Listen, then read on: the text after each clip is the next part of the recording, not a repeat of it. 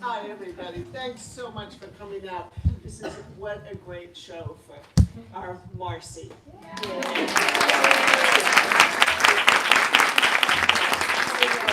sure she needs no introduction. I just want to, because really it's such a wonderful, impressive list. Marcy Dermansky is the author of the critically acclaimed novels Hurricane Girl, Very Nice, The Red Car, Bad Marie, Twins, and now tonight we're celebrating the new release of Hot Air.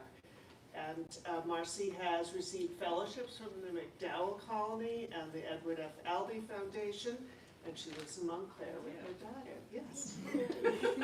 And tonight, joining us for conversation is Laura Sims. She is the author of How Can I Help You and Looker, and we've had the pleasure of hosting you here as well. And these were named the best books of the year in the New York Times, Publishers Weekly, Vogue, and more. And additionally, she's an award-winning poet who's published 4 poetry collections. She and her family live in New Jersey, where she works part-time as a children's librarian. And I just wanted to put a plug in for our podcast that Catherine and Marty back there have been producing. And Laura is in episode 7 with Hillary Frank. And Marcy's in episode 35. Yeah. And you were in conversation, oh my God. Haley. Oh, I totally forgot. There's such great, there's such great podcasts and discussions all about the book world and writing and reading and everything. So please take some time to listen, and thank you. And we'll start with our conversation.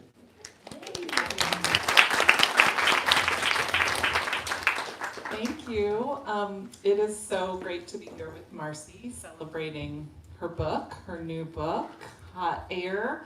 This is a really worthy addition to what I like to think of as the Marcy Dermansky Project, of which I am a diehard fan. Marcy is one of the rare writers for me that, it doesn't matter, I don't really care what the book is called, I don't care what it's about, I don't care about the character, I do care about the characters, but I am going to read it, and I'm going to love it, and I know that because it's a Marcy Dermansky book, and Hot Air is no different. It's fabulous, so thank you for this new gift you've given us.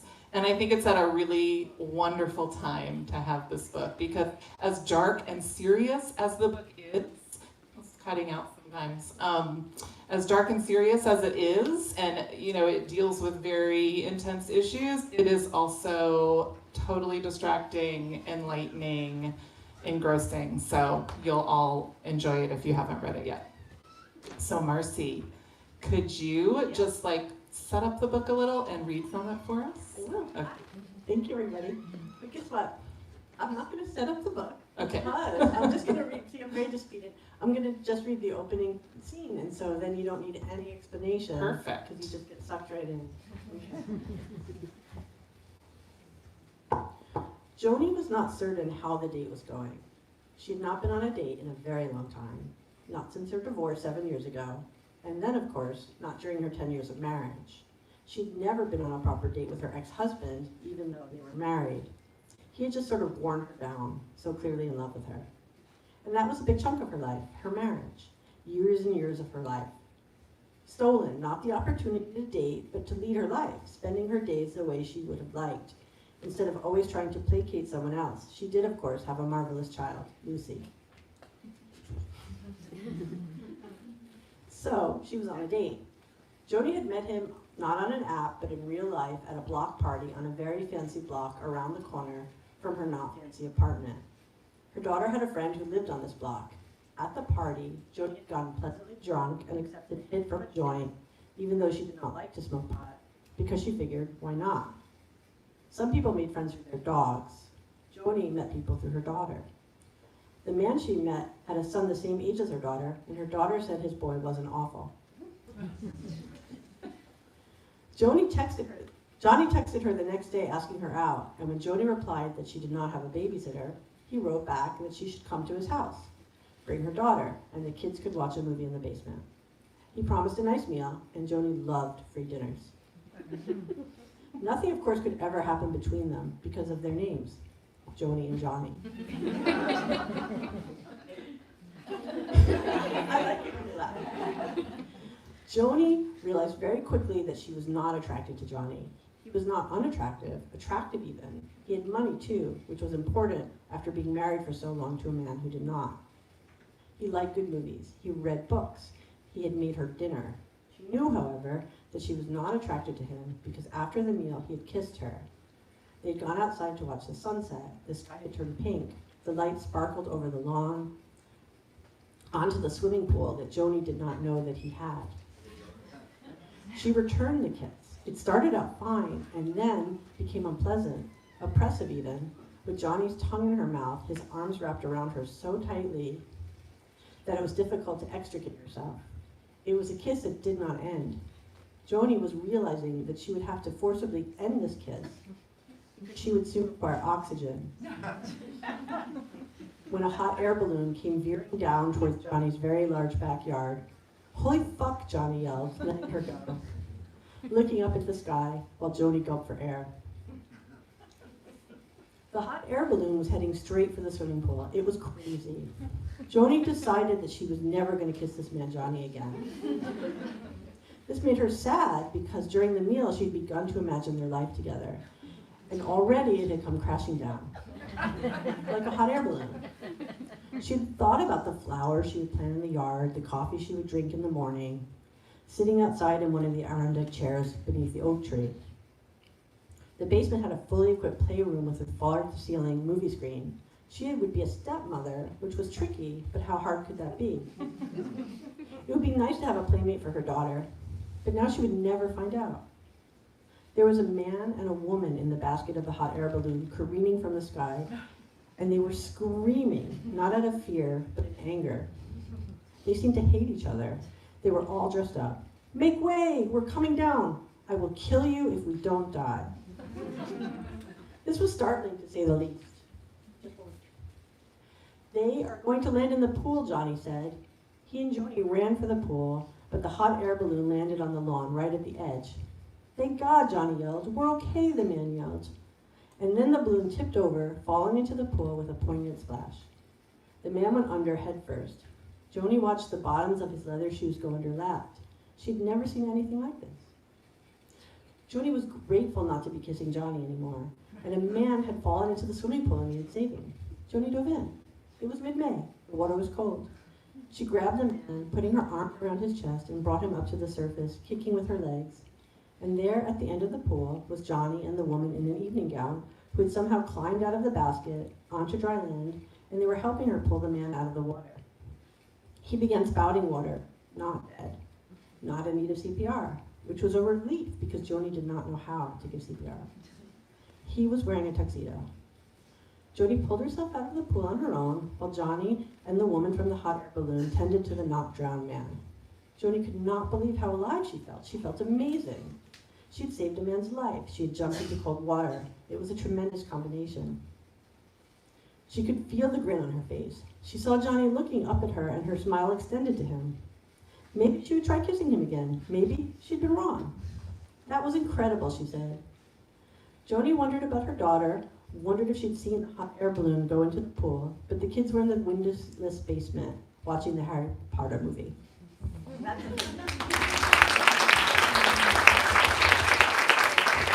Thank you, Marcy. That's a great opening.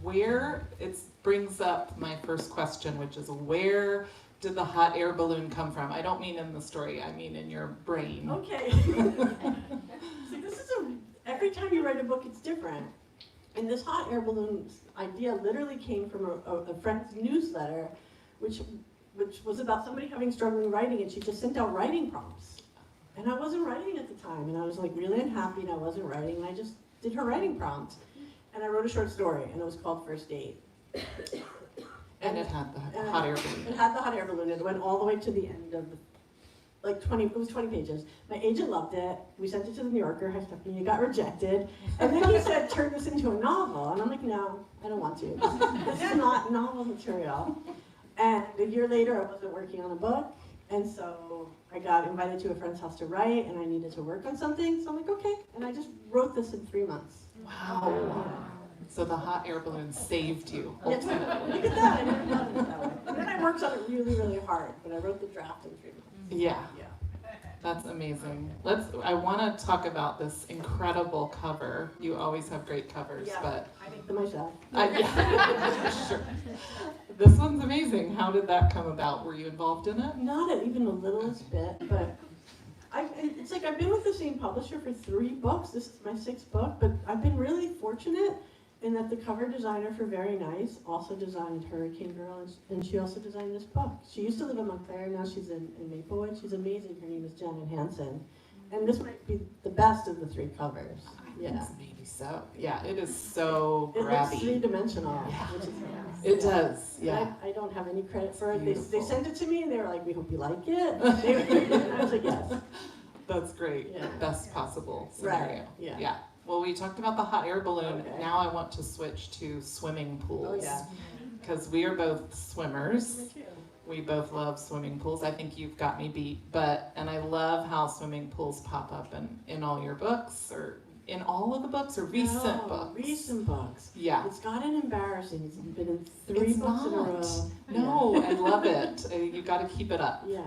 But I was wondering if you could talk about like what swimming and swimming pools are to you in your life, but also in this book, in your books, because they're really, it's not arbitrary, obviously. It's really, they function on this great level in the book. You can just talk about this book. Let's talk about this book. Or your life. Or my life. Your life as a swimmer. It's all intertwined though, isn't it? Yeah. Because I wouldn't write about swimming if I wasn't a swimmer. Yeah. I wonder if soon I've started playing tennis. I have a lot of tennis friends here. I'm going to start writing about tennis, which I've never touched.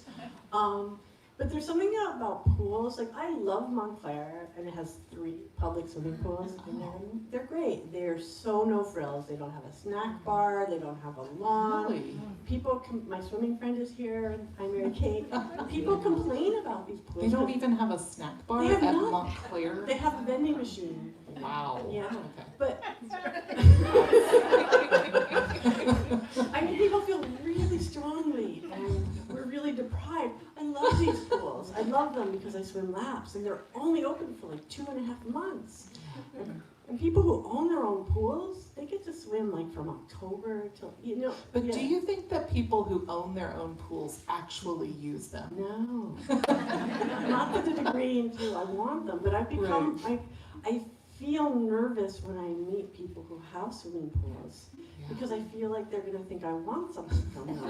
You do, I do. because you do. Yeah, so it's almost better for me not to. Anyhow, they're really important to me because I think there's something about swimming and being weightless, and it's like a happy place for me, and it's not that way for everybody. Yeah. I'm a zealot. I try to get people to come swimming all the time. Yeah. Yeah. That's great. All right. Yeah. So did I It answer that? shows. You did. Oh, good. Yeah. And like for Joni in the book, Yeah. it is something that she covets, Yeah. right? There's so much desire in this book. I mean, there's physical desire, obviously, but that's like the least interesting of all the desires, I think. And there's like Joni coveting Johnny's house and pool. There's Julia coveting Lucy. And Right. all these like desires going in different directions, and a lot of them, most of them are thwarted desires. And I was just wondering, like, how did you build these characters thinking like around these desires, or did they just kind of come out? Yeah. Like, it's so funny, like, I never thought of it that way, ever. Yeah. Like, I don't think, like, I don't know what the themes of my books are, and I don't know what they mean, and I revise as I go. Like, my writing process is every time I sit down to write, I don't move forward. I always, like, work on the last chapter. I keep moving forward and I think about it. But I don't know these smart things that you're saying until I'm done. Until you're done. Yeah. Well, you're done. And then other so. people tell me. Yeah. And I'm like, and then I say, yes, I meant to do that. Yes, of course. That's what we all do, right? Yeah. Look back and say, oh yes. Yeah. Well, it's really fascinating. It makes for such a rich interplay of your characters. So, thinking about love and desire, I feel like one of the true loves in the book is Joni's love for her daughter. Yeah. And I know you don't think about these things, but like, how did motherhood come into play in your book? It's a great question. And so, first of all, what I want to say, Is your daughter here? she's not here. My Okay. daughter, by the way, made plans to see friends. On her mother's book launch night. And my mother's book, and two friends wanted to see her. And she told one friend she couldn't see them because she had to go to my book launch. And then she went to her friend's house. She had a better offer. Yeah, right? but That's a this team. book is dedicated to her because I kind of do everything so that I can pay for her existence. And so it's really true, and I love her so much, and she's a teenager, and she could be better sometimes. Yes. That's okay. But so I'm writing about a single mother. I know a lot about being a single mother, and this woman, by the way, please, she 100% does things that I would never do. Sure. It's like fiction. But I mean, it's good. It's good that I finally got to use all the things I know about it. And put it into a book. But you also have a character like Julia, who is Yeah. like really wanting to become a mother. Right. So how did you get into that state of mind? I wonder.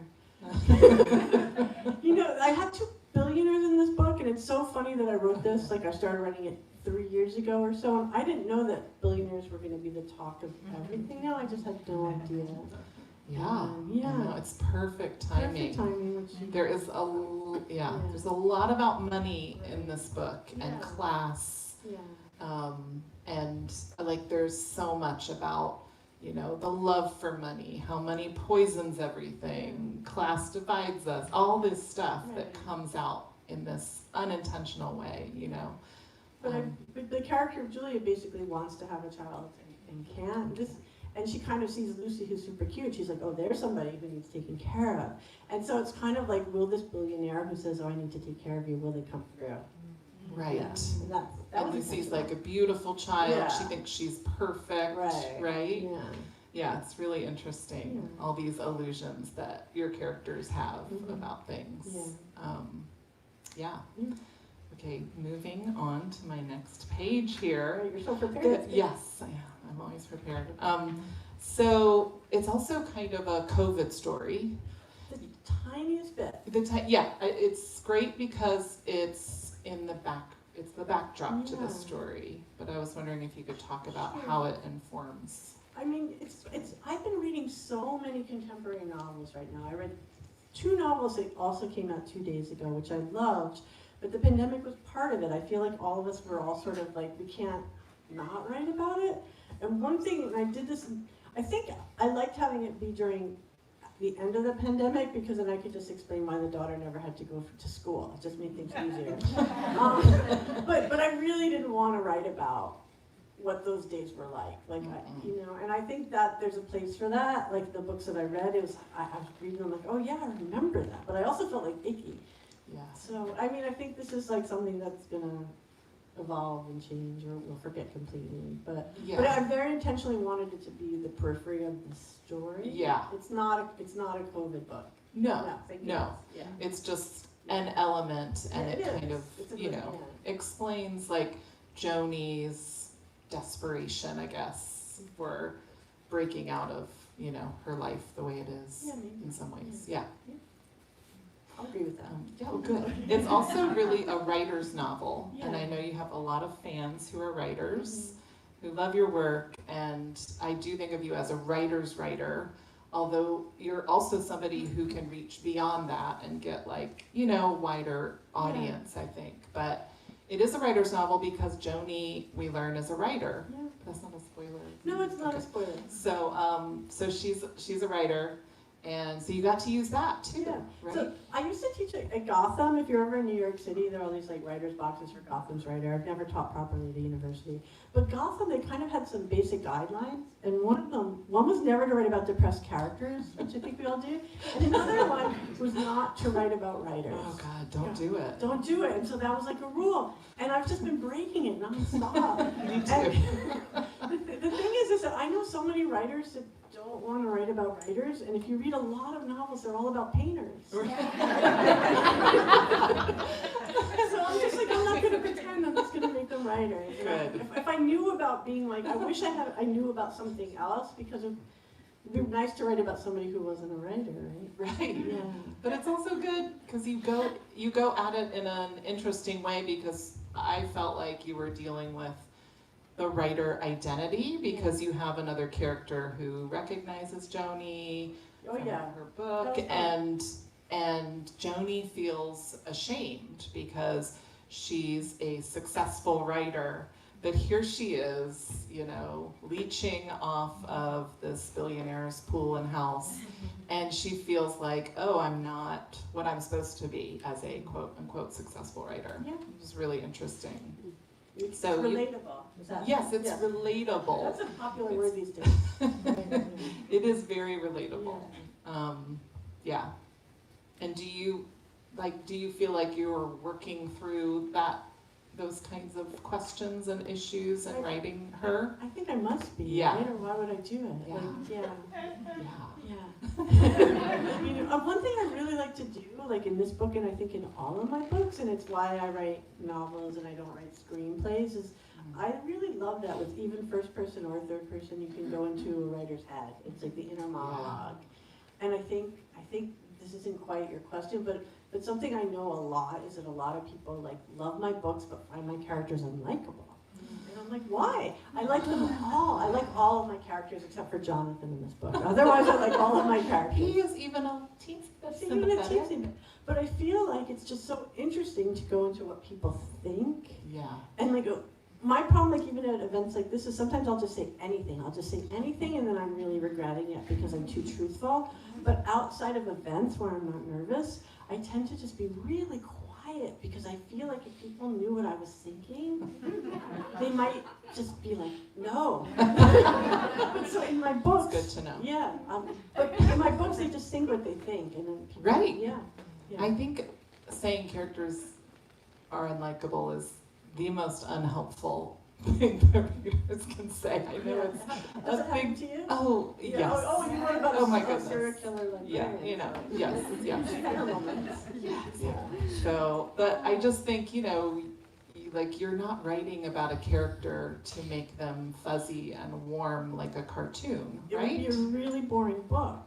Yes. Yeah, like if you wrote a book about, especially about women characters are often unlikable. Yes. It's been on forever, the unsympathetic woman character, but if you wrote about a character who never did anything wrong, you just wouldn't have a It book. would be so boring. So boring. So we Yeah. don't want to hear about Yeah. why does this person make so many bad choices. Yeah.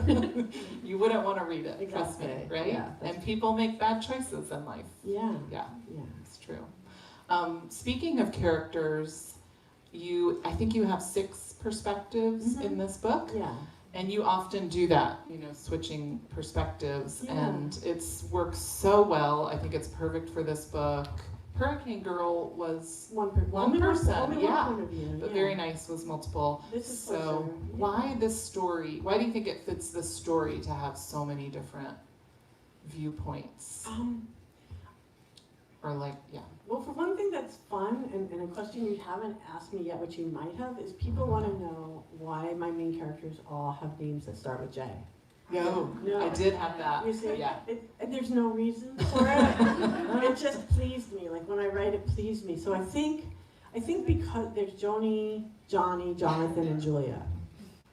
But I think when I wrote this and I wrote a first chapter, and then when I went to develop it, I was like, well, what do I do? And the easiest thing, it just is like, oh, I'll just start from another point of view. And then once you have 2 of the 4 characters, you might as well do them all. And I tend to, when I write with multiple points of view, I keep it order. So it's like they have terms and they keep their turns. But you don't have to keep rules like as a writer the way you do if like you were developing a spaceship. So, you know what I mean? Like, so you can break rules. So I have 4 point of views and they rotate evenly. Like they keep in order and it never breaks. But there are 2 other characters. Lucy, the daughter, has a character. She only maybe has 2 scenes, 2. And Vivian might have 1, she might have 2, I don't remember. 2, I think. They kind of demanded to have their voices. Yes. Yes. And they're really crucial Yeah. chapters Yeah. too. And yeah, it gives you this prismatic view of the story that you wouldn't have with just 1 or 2 Yeah. characters. It also helps, I find, to save you from thinking up more plot. It really Because helps. you can really just dig into like, oh, this is this character's You just get to mindset. jump ahead, Yeah, right? It's really good if any writers are stuck, just switch point of views. yes, Yeah. absolutely. My first novel was Twins, and I literally wrote like 150 pages from the first twins' point of view. And then when I got stuck, I'm like, oh, I could write the other twin. Yeah, It was a so- good. It was like a bing, bing, bing moment. And then I just went back and I cut the 150-page section out. Every time you read a book, it's never how it started. No, No. yeah. Yeah. The other thing that you do very well is write inside of controlled environments, like Do I? small environments, I didn't you know know? that. You Yeah. didn't? No, You I had didn't no think so? idea. Like, I mean, this one, your characters do go places, but a lot of the book is spent in a house Yeah. and then another house. That's true. And yeah, Yeah. I enjoy like books like that that are in a tight space. Mhm. And what do you think? I think so. Yeah. Tight space with a pool. Yeah. It's true. I mean, it is a tight space with a pool. And the only example I have is with my second novel, which is Bad Marie, and they go to Paris, they go to France, and they go to Italy. And I haven't traveled as much as I would want to. Oh, I really haven't, and I've been to Paris, but just like I literally went for a weekend. yeah. And so when I wanted to write about Paris, I've watched so many French films, and I really just, what I've seen, you see things, and then I went into Google, I literally like Googled the Eiffel Tower, and I found out that there was a carousel nearby, and I like put it in there, but I'm scared of, I haven't ever yet, you never know what I'm going to do, but I haven't written anything that's required research, Yeah. besides going to Google and finding out where the carousels are. That's good. I like Yeah, that. it's helpful. I mean, I guess the thing that helps when you're in like a house or kind of a set Yeah. is because your novels are so character driven, right? Like Yeah. that's what matters. Yeah. So it allows you to focus on that instead of, running them around doing things. But they do run around doing things. Okay. They do a lot of things.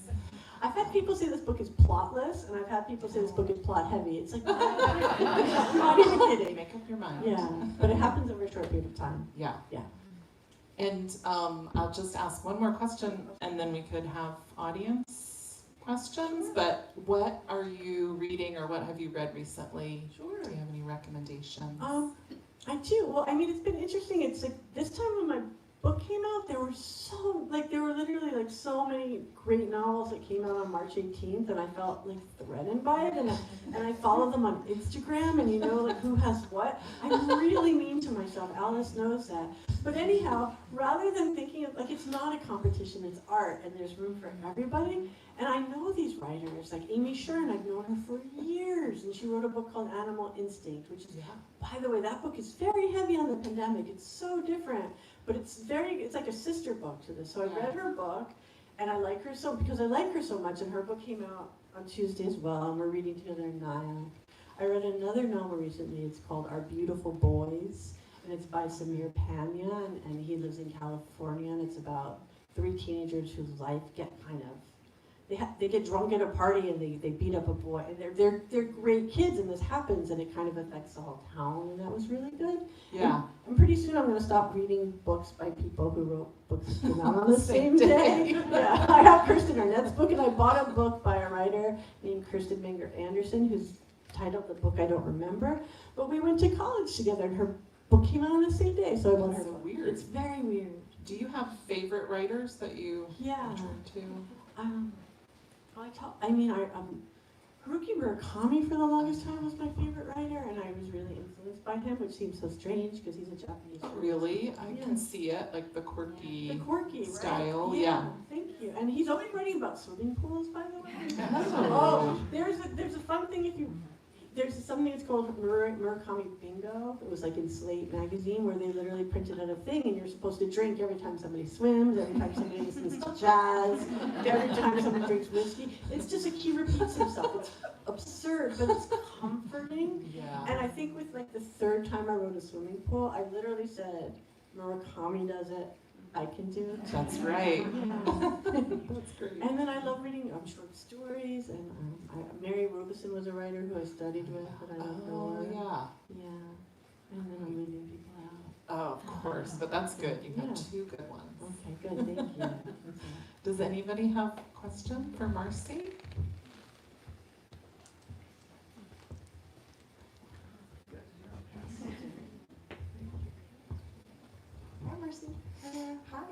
I thought it was interesting how he said this started from a writer's prompt, Yeah. and you've written 6 books. Yeah. Do you find that you don't know what you're going to write and stumble on each one, or do you Yeah. have a list of ideas and You things? should have a list of ideas. To me, and every writer's really different. Some people finish a novel and they know what they're going to work on next. My least favorite part of writing is when I finish a novel, I don't know what I'm going to do. And it just makes me miserable. And I've gone like, the longest gap between my books was my first and my second book. It was like 6 years. It's so hard for me to start again. And so, yeah, I wish I had an idea. Yeah. Wasn't there something back there? Yeah. I'll bring it back. Oh, Well, Congratulations, thanks, you, Alice. Marcy. I'm so happy you're here. So I love, Laura, what you said about the Marcy Dermansky project. I think there is one, and I'm wondering what that means to you when you hear Laura say that. Laura knows a lot about you and your work. Well, you know what? There was a term. It was very funny. This is my Montclair book launch, and I had a New Jersey launch, and I had my New York launch yesterday with Emma Straub, and she called herself. It was like a term you can all use moving forward. She called herself a Marcy Dermansky completist. She's like, I am a Marcy Dermansky completist. And the funny thing is, like, a bunch of people almost like raised their hands, and they were like, me too, me too. It was so gratifying. But I don't But remember it's what the like you're a question is. mystery writer, except it's not. Yeah. I mean, there is something Yeah. that's the same, Right. but I don't know. Style, Yeah. writing style, definitely, Right. right? Yeah, Yeah. definitely the style, unique. Yeah. Very unique. So you have nothing, you don't have like, what that means to you. I love it. I don't know, so many writers are so much like they have intentions. Writers have intentions and know where, and I don't know why I don't have I don't know where it's going to go. And I do know that there's certain things I like to do when I write. And I do know that my first audience is never my reader. My first audience is always me when I'm writing. And that's not how other writers necessarily work. I once went to an Elizabeth Gilbert reading right when Eat, Pray, Love came out, and I never forgot it because she said that every book that she's ever written, she writes for one person in her life. So, and yeah, and that made sense to me, but I don't do that. And I hear the rhythm of sentences in my head, and so, yeah, Thank you. sure.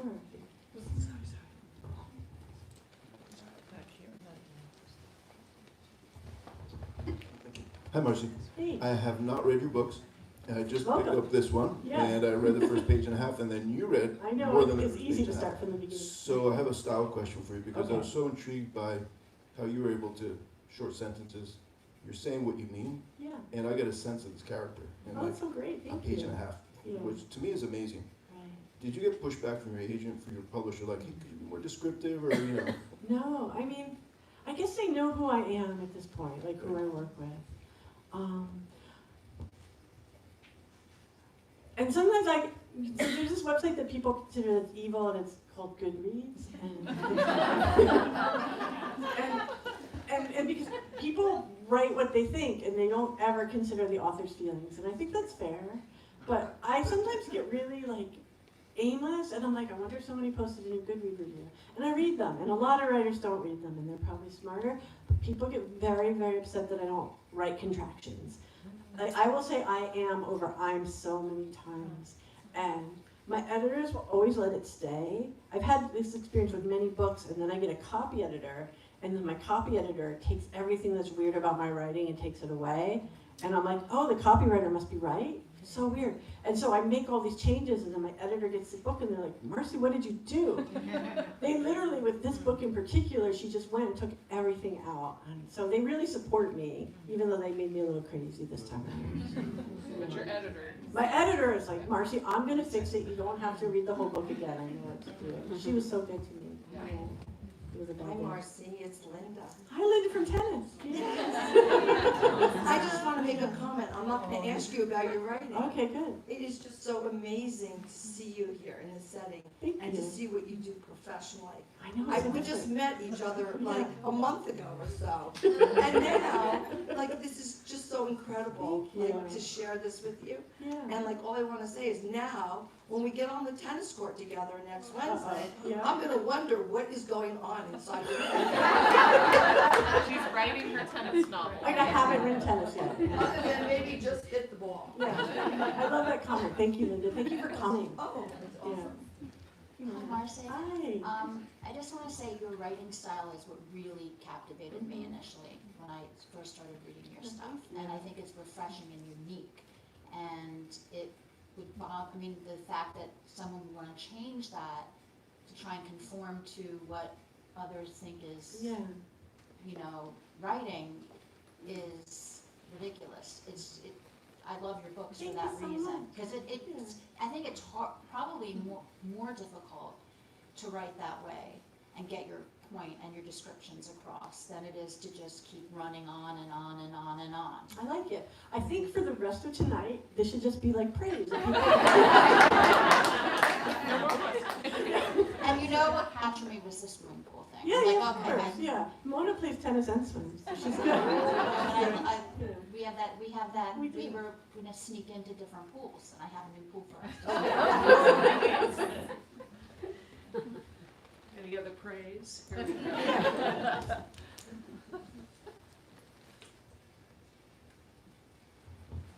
Hi, Hey, I love your books. thank you so much. I'm writing stuff. My question is, you mentioned being invited to a friend's house, you wrote for 3 months, or a friend's place, and I'm wondering where, if you write everywhere? Yeah, it's such a good question. And because that was something that lasted for a while. Every book for me is a different experience. And so for this book, that was the experience. I've written in a lot of cafes, and recently that doesn't work for me, and I think that's because music has just gotten so much louder. Like, I don't even mind people talking, but now you can't block it out, so I'm no longer a cafe writer. I called it that. I wrote most of very nice in cafes. I used to live in New York City, and I worked at a communal writing space called the Writer's Room, and that was great. And now I actually write at home, which is sometimes hard, and I'll write in different rooms in my house, but it changes, you know? And so I feel like you have to be really flexible. Like, you shouldn't just decide there's only one way to do it, because it just changes. I can say Elizabeth Gilbert twice in one event. Yeah, she's one of those maybe strangely aspirational writers, but she once made a video because she had this gorgeous house in Frenchtown. It was so beautiful. And she sold it. And she's like, this was the book I wrote in this house, so do you want to buy it? That was a little irksome. It was really nice. It was a really nice house. Yeah, but I'm not going to sell my house to work somewhere else. I don't advise it. This isn't taped, right? This is yeah. Okay. Hi, Marcy. Hey, Nancy. Hi, I just wanted to say, I love the fact that you break the rules. Please keep breaking them. Thank you. You know, Thank you so and when much. you said Murakami, he's the first one that came to mind. Yeah. So, yeah, Yeah. absolutely love your Thank you. books. Thank you. There we go. Hi, Marcy. Hey, Lisa. So I'm a completist, Oh my gosh. Yeah. Yeah. We're gonna keep. all of them. Yeah. And I think I started when I met you, and I was sort of starting at first because I kind of thought, well, I'm going to support her because Yeah. she's my new friend. Right. I'm going to read her book. It's always like But- bad if you meet a writer friend and you don't like their work. But then I kind of binged them, Yeah. like a Netflix show or something. Yeah. And in fact, I've been bringing them to work. You have My been? colleague now has, well, I'm not reading them again. Okay. So No, much that's right crazy. now. But my colleague is from San Francisco, so I brought her the red car. Yeah. But what I like is the sentence structure and the, sort of the quick, clippy sentences and such. But I also noticed that many of the books, except for Twins, maybe has like a 2-word title. Is that right? Yeah. Head north on watchung Plaza. That's perfect. So here's the funny thing, and that's not intentional about the 2-word titles, but my first book, it's probably me, my first book is called Twins, and my editor of my first book, she was actually at my event last night, and I told her this, and she remembered it differently, which is funny. I didn't want it to be called Twins at all. It was supposed to be identical twins. To me, it was like, and it was 2 words, and then it would have fit my whole genre. She ruined it for me. But it was just better, and anyhow, yeah. Well, the other thing that I've always noticed too is that the motifs throughout the books, like the red car. Yeah. And every time I see a red car now, I think of you. Isn't that great? Sometimes People I used to send you a send, picture I of a know, I red love car. that, yeah. Or a swimming Continue. pool, or, you Yeah. know, Turkey Big sandwich. sandwich. yeah, like something. loads of things, so it's a lot of fun. Yeah. Oh, the dog, The dog. the dog. Yeah, so something that I've noticed too is that I used to always write about standard poodles in my book, and now I'm writing about cats. Yeah. Yeah, thank goodness. Cat people. Yeah, I had a switch in life. Do you have a favorite of your book? Oh. So from a personal viewpoint, just of like where a book took me from where I was in my life to where it got published. So that's not about the book itself, but that's the red car. Yeah. So the one thing I want to bring up is that people didn't mention tonight is the Marcy Dermansky humor. That is like this undertone, and you're like, oh, this is so great. So Thank you. And I don't know how I do that. I know. I know. And I feel like this talk was bibliotherapy. It's like, let us tell you what your book's about. It's really nice. Thank you. Thank you. It's like so nice to see so many people that I know because I'm from Montclair. It's like thank you all so much for being Yeah. here. Thank you for supporting our authors. And Yeah. Laura, thank you for leading the discussion tonight. It's so wonderful. And I think we would like to continue to celebrate your book by have you sign copies Okay. and Great. everyone. So thank you everyone for coming.